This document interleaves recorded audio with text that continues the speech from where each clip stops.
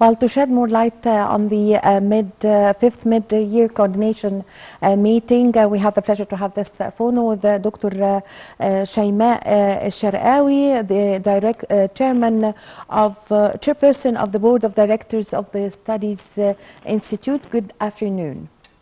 Good afternoon. Well, Dr. Sharqawi, what is the significance of Egypt's participation in the fifth mid-year coordination meeting of the African Union and the print that Egypt have left in this meeting? Hello? Hello? Hello, Dr. Sharqawi. Hello? Hello? Are you hear me? Yes, I can hear you. Would you like that I repeat the question? Yes, please. Yes, the significance of Egypt's participation in the fifth mid-year coordination meeting of the African Union. Yes, Dr. Sharqawi. Hello? Yes. Dr. Sharqawi. Hello, can you hear me, Dr. Sharqawi? Hello? Okay. Hello? Can you hear me, Dr. Sharqawi? Hello? Did you hear my question? Would you like that I repeat the question? Hello, can you hear me? Yes, I can hear you. Would you like that I hear the question? Again, I repeat the question? Yes, please. Okay, the significance of Egypt's participation in the fifth mid-year coordination meeting of the African Union. Oh, yes. President Sisi participating in the first mid-year coordinating summit of the African Union, which is being hosted by Nairobi, in his capacity as the current chair of the climate summit that Sharm el-Sheikh hosted last November, and the current chair of NEPAD, whose membership Egypt received on the sidelines of the activate of the African Union Summit held last February for a period of 2 years.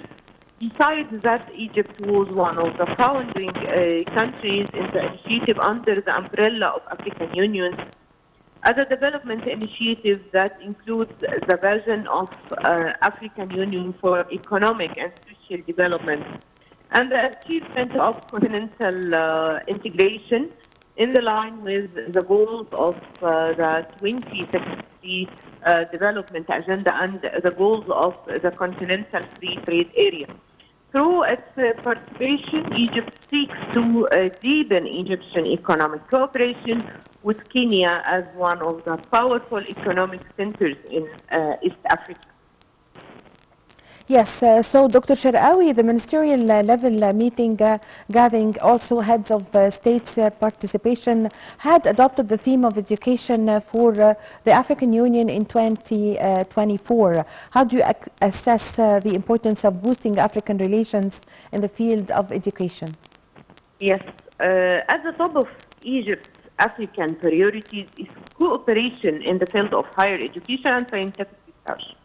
As the political leadership pays great attention to this file for more openness to the Black continent and the implementation of the acceleration of the African Union Agenda 2063, the scientific support works mainly to advance continental education and thought in general, generation which makes all Africans able to manage the affairs of continents themselves without reporting to others, as well as stopping wars and tribal conflicts, which exhausts the resource of the entry continent.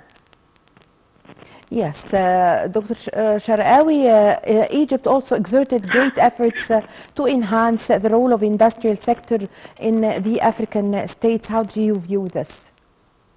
Yes, for 9 years, Egypt has not stopped extending its hands and opening its heart to the African continent and supporting every opportunity for partnership and cooperation with brothers. During its presidency of COMESA, Egypt's president the Regional Industrial Integration Initiative within the framework of the COMESA industrialization strategy. This strategy is in between 2017 till 2026, which aims to deepen industrial production and activate the role of the COMESA Regional Investment Agency, hosted by Egypt to attract investment to the countries of assembly, with to continue the ongoing efforts to direct these investments to the industrial sector.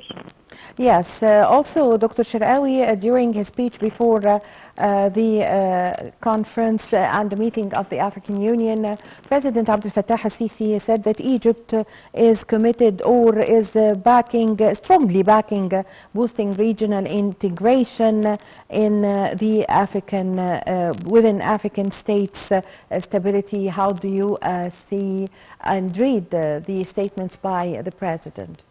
It's a strong statement. Let me repeat it again. Development partners, including international institutions, are unable to respond appropriately to the needs of our African countries to implement the process of economic transformation.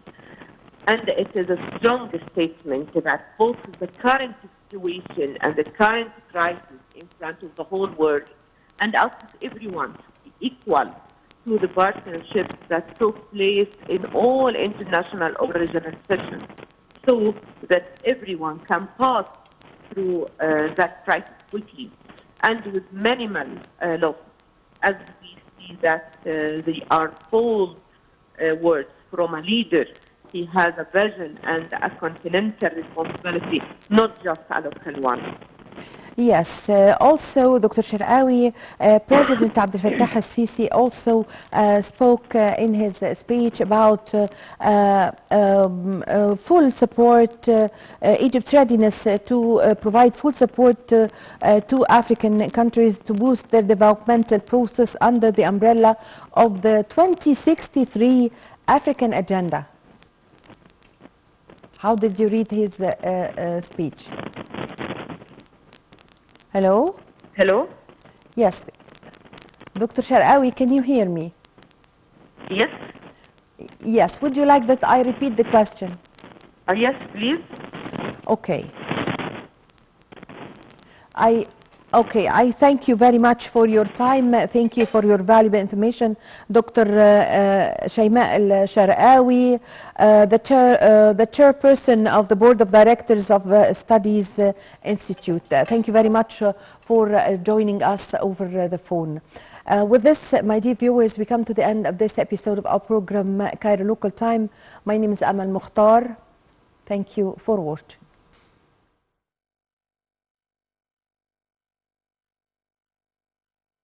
Mustafa Waziri confirmed that the riverbed pyramid in Dahshur necropolis remains safe and secure, with its historical significance and structural stability intact.